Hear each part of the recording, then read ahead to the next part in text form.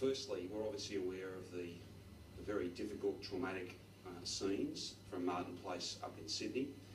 And I want to say on behalf of all Victorians that the families that are directly involved, the staff, those who are in that cafe are in our thoughts and prayers. Our best wishes are sent to them at this very difficult time. I also want to make it very clear to you that there is no specific threat known or posed by these events to Victoria or to Victorians. That is the assessment, the most recent assessment that Victoria Police and other agencies have made. Having said that though, it is important that we monitor what's going on in Sydney as it unfolds, and that's exactly what's happening. We also need to make sure that all of those standard operating procedures, the usual protocols that are well practiced, that have been developed over a long period of time, kick in, and that's exactly what's happened since this terrifying incident began in Sydney a number of hours earlier.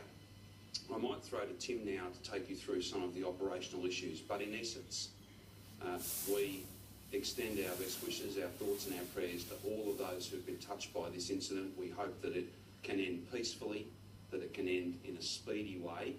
Our thoughts are with all of those that have been impacted by this. Secondly, there is no reason to believe, the latest intelligence holds that there is no reason for any Victorian to be concerned that this incident in any way impacts Victoria. That's the latest advice that we have.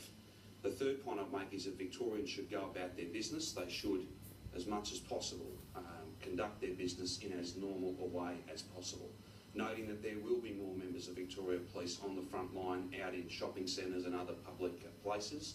There's no reason to be concerned about that. That is in fact the standard operating procedure to make sure that members of the Victorian community are reassured that our dedicated serving men and women of Victoria Police are there to keep them safe. If they see that as a Victorian see any unusual things, if they see behaviour that they think might be of a suspicious nature, then Crime Stoppers and the National Counter-Terrorism Hotline are available to them, and Tim will take you through those issues. So this is an appeal for calm, for people to go about their business.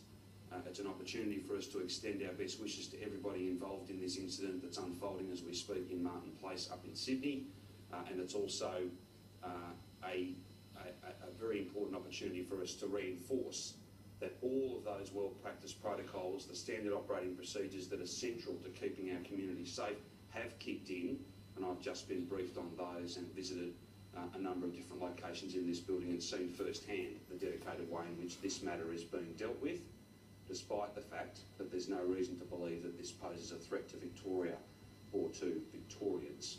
To go through the operational issues and to brief you and take your questions, can I hand over to Deputy Commissioner Tim Cartwright. Thank you, Premier. I'd just like to reiterate what the Premier said. This at the moment is a police operation in Victoria focused